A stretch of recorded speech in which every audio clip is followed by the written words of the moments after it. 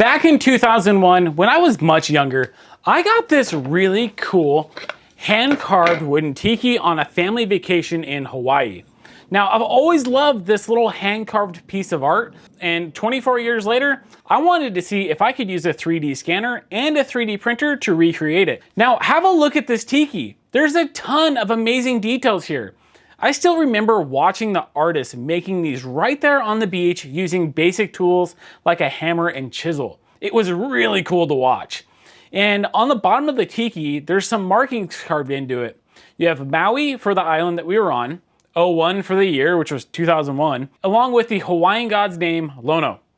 So honestly, this felt like a really cool object to test the scanner on. Revopoint reached out and sent me their Inspire 2 scanner. You know, this little scanner should be capable of scanning a bunch of different objects in pretty great detail. So I'm kind of excited for this. They also sent over their premium kit, which includes a tripod, a nice long 2-meter USB-C cable, a mini turntable, some scanning stickers, a mobile kit if you want to scan using your phone instead of a computer, and even some ND filters in case you wanted to scan outside. I also ended up 3D printing a custom storage case to hold everything together. Well, almost everything. The turntable doesn't quite fit in the case, so that kind of has to live separately by itself. But honestly, that's kind of the fun part about owning a 3D printer. If I need storage for something, I can usually just make it. For scanning this tiki, I end up using the marker scan mode because it seemed to work best in my testing.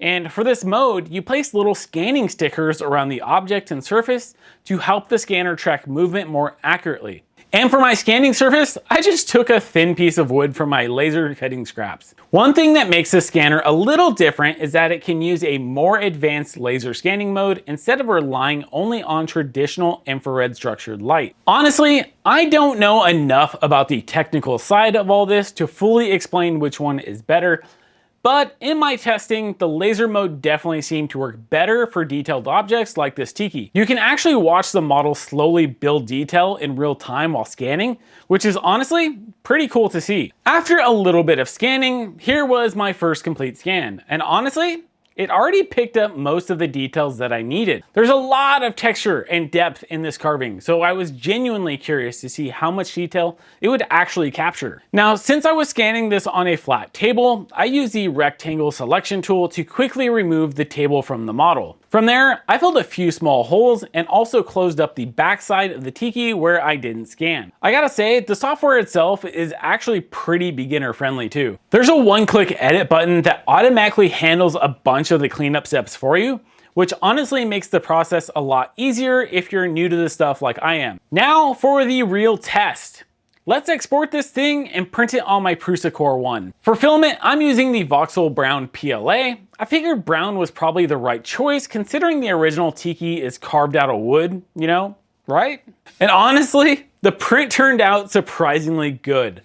The majority of the details are all still there, and it did a pretty decent job recreating the carved texture from the original. Now, because my scan wasn't perfectly flat on the bottom, I did end up trimming off a small section so the print could sit flat properly.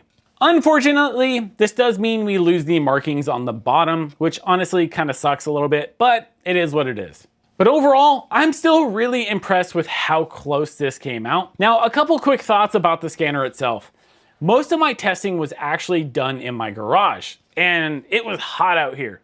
Probably somewhere around 95 to 100 degrees when I was doing most of my testing. And one thing I noticed was that once the scanner hit around 54 degrees Celsius, the laser scanning mode would temporarily stop working until the scanner cooled back down. To be fair, I was using this in pretty extreme scenarios here with it being 100 degrees in my garage. And once I moved inside, I stopped having the issue completely. So it's just something worth noting if you're planning longer scanning sessions in hotter environments, and if you're like me in the garage, for instance. I was also experimenting with scanning a few cameras afterwards with some mixed results. Matte surfaces like this at Leica M11 scan surprisingly well, while these shiny black surfaces on my Fujifilm X100V were definitely more difficult. For something like the Fujifilm, a scanning spray would definitely help make this a lot easier. Overall though, I think that the scanners like this are really cool. And honestly, seeing a 24-year-old souvenir recreated using modern technology like this is just kind of wild to me. I'm definitely excited to experiment with this more in future projects and possibly even use it to help design some products in the future. I will be listing this over on MakerWorld if you want to download it. I'll have a link for that down in the description below. But let me know in the comments, what would you scan with something like this?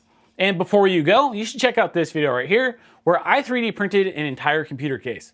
This is Adam from the Red Dad's Print Lab, and I'll see you next time.